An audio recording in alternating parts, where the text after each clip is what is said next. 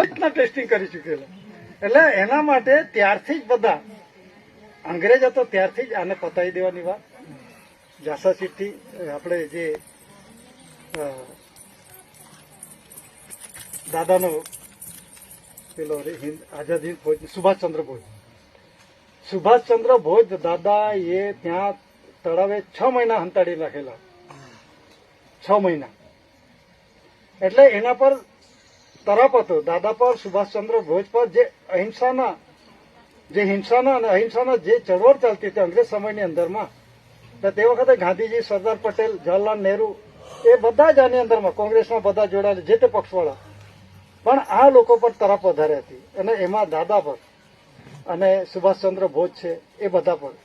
તો સુભાષચંદ્ર એ 6 મહિના તળાવે રાખેલા અને સુભાષચંદ્ર બોઝ દાદા કરતા 3 વર્ષ નાના હતા. તો પછી જ્યારે એમણે જાસા ચિઠ્ઠી લખી અને એ તળાવ છોડી અને કટાસમાંથી છોડી એ ગયા બ્રહ્મદેશ, રંગૂન, અત્યારે જે મ્યાનમાર કહેવામાં આવે છે, તો ત્યાં ગયા. તો ત્યાંથી દાદાને જાસા ચિઠ્ઠી લખી કે કેસરીસિંહભાઈ, તમારા માટે ને મારા માટે જોખમ છે, તમે હાચવીને રહેજો ને હંતાઈ જાઓ. તો દાદાએ મુઠ્ઠીમાં જીવ રાખે અને તે વખતે પૂછ્યું, અને તે વખતે અંગ્રેજનો જુલમ એટલે ચોરી કરે તો કાંડા કાપી નાખવાના, એટલે કોઈ પૈસો પડેલો તો વણે નહીં, એટલો પાવર હતો.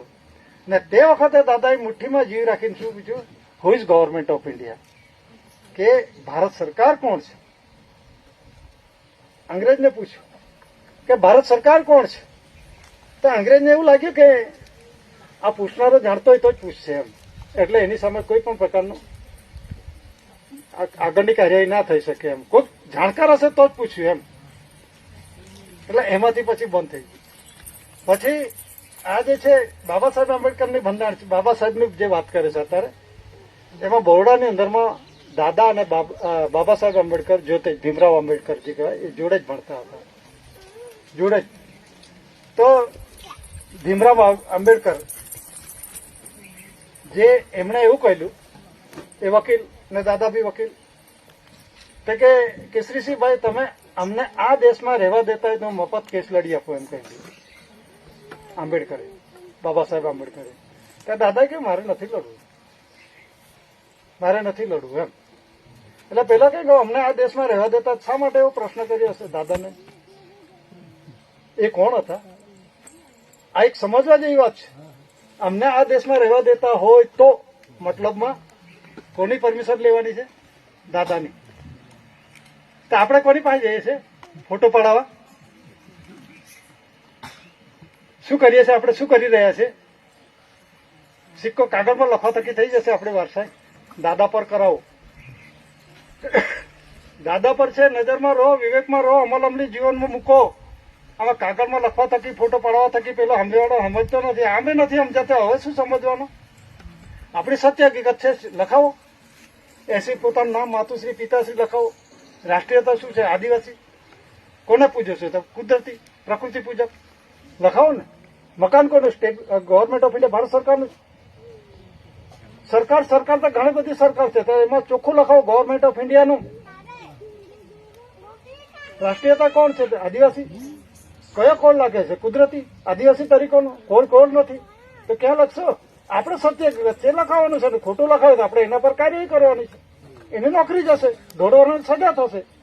આપણને શું ગભરાવે? એને આપણે ગભરાઈ નાખીએ. અને કોલમમાં આપેલું જ નથી, ખાના પૂર જશે તો કોલમમાં જે ખાલી રહેશે, મકાન કોનું? જે ખાનગી ભાડુતી અન્ય છે. આગલામાં 2011માં તો ખાનગી ભાડુતી અન્ય. તો ખાનગી છો તો તમે ઘરવેરો ભરો છો? કન્સલ્સ અધિકારી ગાંધીનગર ખુલાસા થયેલા, તો ઘર ભાડું ભરો છો? એટલે એમને પૂછ્યું તમે રેન્ટ ભરો છો? પેલા કે મારું मैंने बनवाया, मेरे बाप ने बनवाया, मेरा बाप सर्विस करता है, मैं सर्विस करता हूं, मेरा खुद का मकान है, आपका मकान नहीं है. तो पूछવામાં આવ્યું કે આપ રેન્ટ ભરતે હો? એની પાસે જવાબ કઈ નહીં, આમ કરીને બેસી ગયો. તમે માલિકી કહો છો તો ભાડું શું કરવા ભરો છો? રેન્ટ એટલે ભાડું થાય ને. તો સીધું કહું ને અમે ભાડુઆત છો. એટલે એ કોલમ આપણને ત્રણ લાગુ પડતી નથી.